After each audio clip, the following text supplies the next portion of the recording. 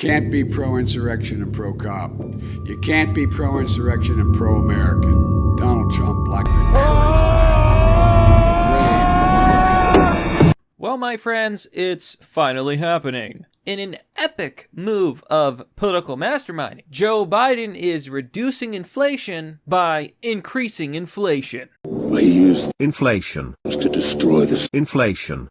Introducing the $433 billion Inflation Reduction Act that experts say would raise taxes on all Americans earning less than $400,000 per year. It's not looking good for the American taxpayer. Hey guys, gals, and pals, Mr. Obvious here. And today, we're going to be talking about the aptly named Inflation Reduction Act that aims to increase inflation to reduce inflation. Yeah, I know it doesn't make a whole lot of sense, but that's kind of how it is these days. At the same time, you've also got Democrats trying to pass a $700 billion spending bill. A lot of critics are speaking out. I believe even Joe Manchin was getting some heat because he did not want to support the bill. Now, all I can say is that America is going broke very fast. So we're going to be talking about this and more, but before we do, remember to smash a like button, subscribe to the channel, hit the bell icon for updates for future content, and if you like videos like this, please share them with your family and friends, and spread the word. And now, a word from our sponsor. Introducing Webull. Webull is a trading app where you can buy and sell stock and cryptocurrency. Join Webull today. Download the app and fund your account, and you could get up to 12 free stocks worth up to $30,000. It doesn't have to be much. You could put 20 bucks in there, and guess what? You're gonna get those free stocks. You're gonna feel like the Wolf of Wall Street. It's basically free money. Join Webull today by clicking the affiliate link down below. And we're back. All right.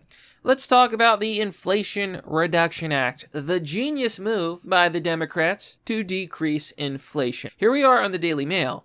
Senate Democrats' Inflation Reduction Act of 2022 would raise federal taxes for Americans in every income bracket, at least according to a study shared by Republicans on the Senate Finance Committee. So basically, and to make this simple, according to the Joint Committee on Taxation, anyone earning less than $200,000 would have their taxes raised. And the government would be, I don't want to say taking or taxing, the government would be stealing base $16.7 billion from taxpayers over the next decade. In other words, it's not about you, it's about them.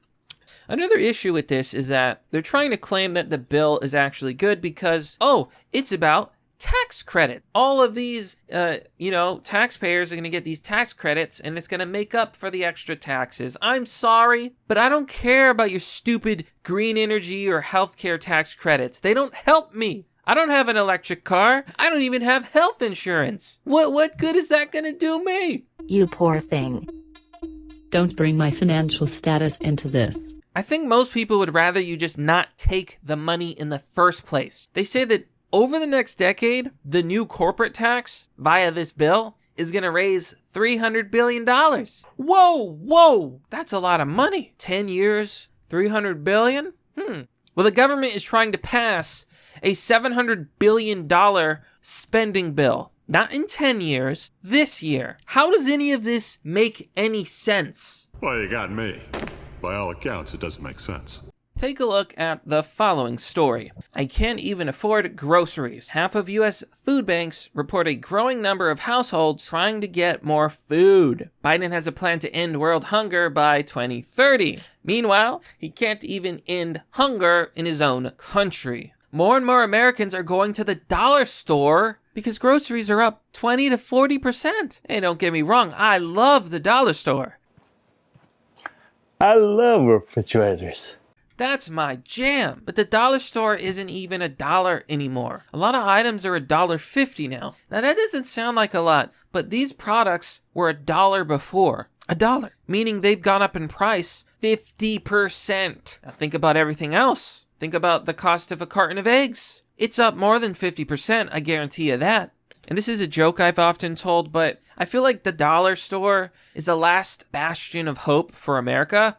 When the dollar store has to close down because things can no longer cost $1, my friends, America is done. The country's over. Say bye-bye. Yada nada zip.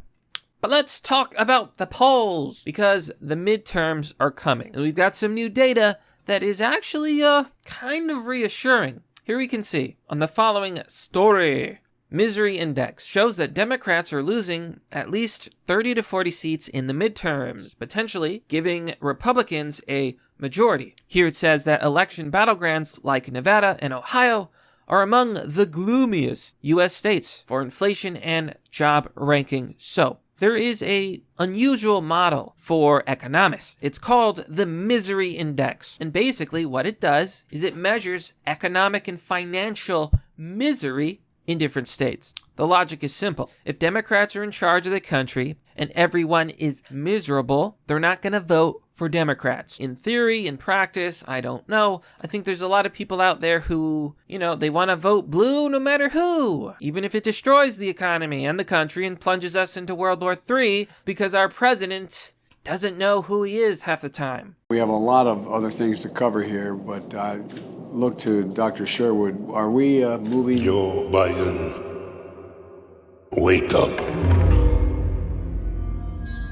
Oh boy. Now the particulars of this index aren't necessarily that important. I want to show you an article by Newsweek that goes a little bit into the midterms. These are polls that are going to give us the odds. And this should answer our question. Like, who's going to win in the midterms? Let's see. Here it says, news and polling analyst site 5038's forecast shows the Republicans are strongly favored to win back control of the House as well. According to 538's forecast and prediction, this gives the GOP, that's Republicans, an 83 in 100 chance to win a majority. In other words, there's an 83% chance that Republicans are going to take over the House, and it's not going to be pretty for the Dems. They say that there's a 56% chance of Democrats winning a majority in the Senate, giving Republicans only a 44% chance. Now, that's pretty close. There's a chance that Republicans could actually take both the Senate and the House. Wouldn't that be amazing? But we don't know. It's still too early to know. The midterms are coming up. Nobody can say for certain, but I think it's fair to say, looking at the economy, looking at the job the Democrats have been doing, there's no way in hell, I think, that they win the House. But I also thought that Biden wouldn't win the election, and look at where we are. Plenty of things to say about that, folks, but let's move on. I think this is the last topic of the day. Recession. The main narrative right now is that recession isn't happening. You had a Nobel Prize winner, Paul Krugman, who went on CNN and was mocked for saying that America is not in a recession and that the term recession doesn't matter. It was a ridiculous comment and 100% nonsense. Unfortunately, I wasn't really able to talk about this, but long story short, a recession is defined as 2 periods of negative economic growth. That is to say, 2 periods of the GDP shrinking. We had 2 periods of negative GDP growth. Ergo, we are in a recession. But what do you think happened? Well, everyone tried to change the definition of a recession. You had a bunch of drama with Wikipedia literally changing the definition of recession. And you could see all the edits. Long story short, they basically go on to say that while many people say that recession is 2 consecutive quarters of decline in a country's GDP, there is much debate over the real meaning of a recession. And it's just massive cope. It's massive cope and lies. This is the world we're living in. Like, they literally believe that people are so stupid that they can just change the definition. We're not in a recession because we went to Wikipedia and we edited the article of what a recession is. Do me a favor, please. Get out of here.